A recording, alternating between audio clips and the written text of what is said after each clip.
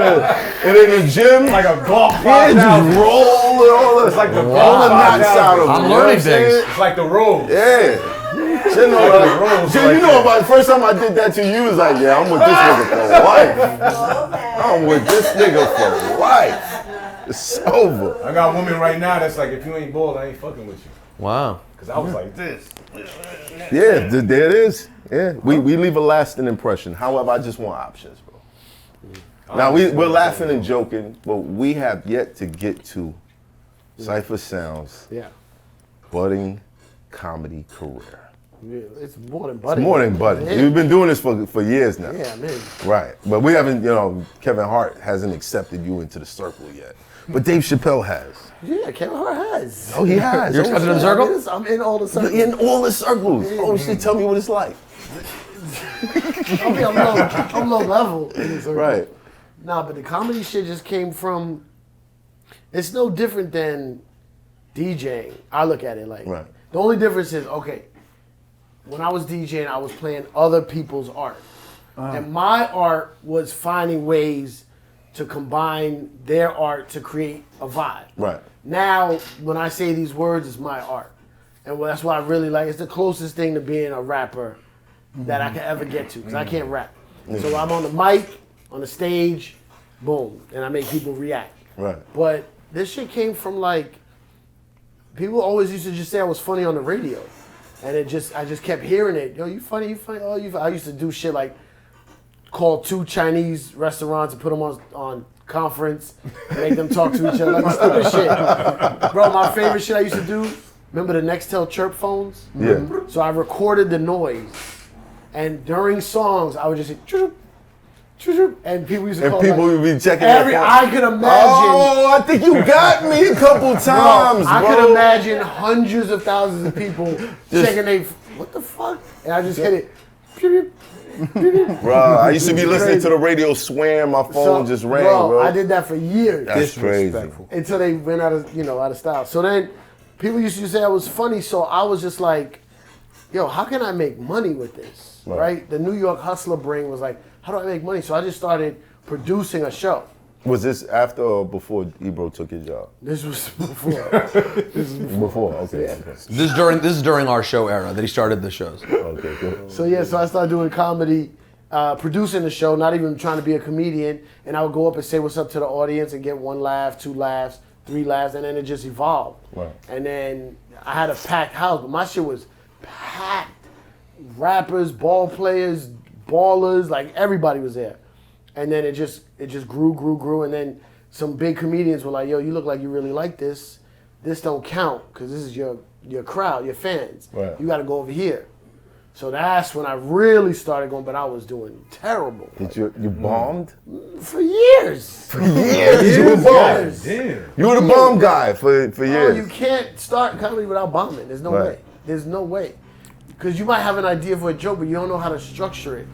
It's Right. When I tell you I knew every fucking joke this guy told at every show, I knew your routine, every word of it. Yeah. Because he had like a total of 7 minutes at that time. Right. Yeah. But it was really, it should have been 3 minutes. Right, but it really was too long. I didn't know how the jokes were too long, too many words, convoluted, da-da-da-da. So then you just work at, bro, I asked Paul Mooney, how you get better at comedy? He's like, get on Rest in stage. peace, Paul Mooney. One of the goats. Get on stage. Yeah. Every day, get on stage. I'm like, well, how do you get on stage? He's like, you get on stage. And so I just, every night, every 2-3 shows, as much as I can do. And you just get a little better, little better, little better. Oh, I should have said it like this, like da-da-da.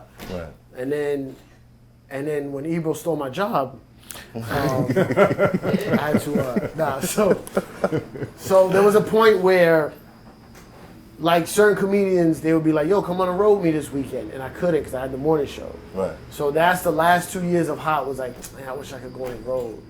I wish it was eating at me. I wish I could go travel. I wish I could do this. So you manifested your own demise. Basically. I wish. And guess what? Here you go. Yeah.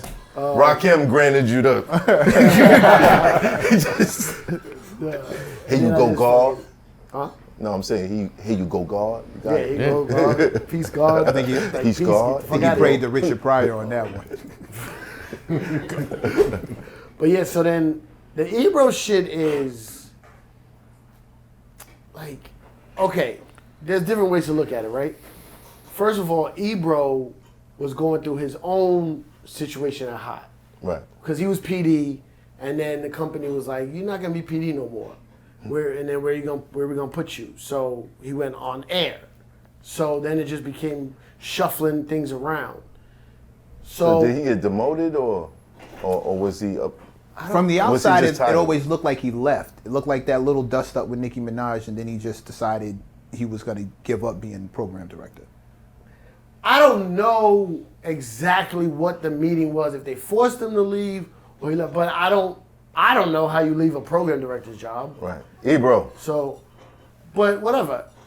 You gonna come on here? Speak your piece, bro. So, Yeah. so they either they move him into the morning show or he comes into the whatever. Right.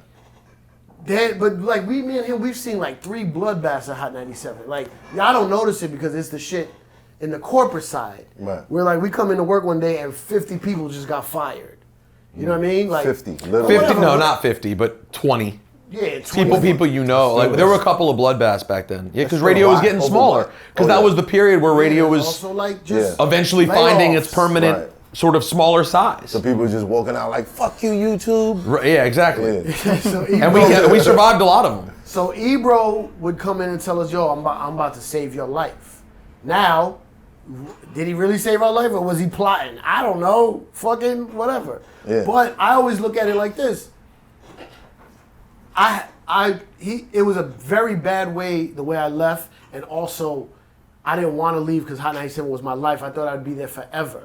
But I would not be able to do what I'm doing now if I didn't leave. Right. So I look at it as a blessing.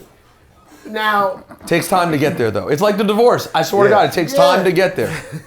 but like, I don't like the way it went down, but also like, maybe Ebro was fighting for his life. Right. I can't take nothing away from that man. And Ebro put me on to a lot of shit. Ebro gave me a lot of opportunities. Ebro's to this day is my friend. I don't look at it like that. Right. But like maybe in his quiet time, he was like, all right, this is what I gotta move this nigga out. It's hot for trapper turn smack rapper. Only smack rapper that you know is smack rappers. Got bars I can hang with the backpackers. Trap star, I don't hang with the backpackers. I'm in the hood with the work you heard. Making fiends leave earth you heard. Got your baby mama thirst you heard. Feel the flow, nigga, throw it in reverse. This the wave you need to surf you heard.